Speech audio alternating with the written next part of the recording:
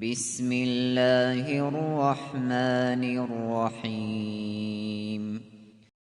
روزوں کی راتوں میں تمہارے لیے اپنی عورتوں کے پاس جانا جائز کر دیا گیا ہے، وہ تمہاری پوشاک ہیں اور تم ان کی پوشاک ہو۔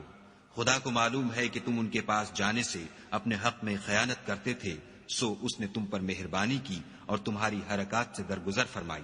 اب تم کو اختیار ہے کہ ان سے مباشرت کرو، اور خدا نے جو چیز تمہارے لیے لکھ رکھی ہے یعنی اولاد، اس کو خدا سے طلب کرو، اور کھاؤ اور پیو یہاں تک کہ صبح کی سفید دھاری رات کی سیاہ دھاری سے الگ نظر آنے لگے، پھر روزہ رکھ کر رات تک پورا کرو۔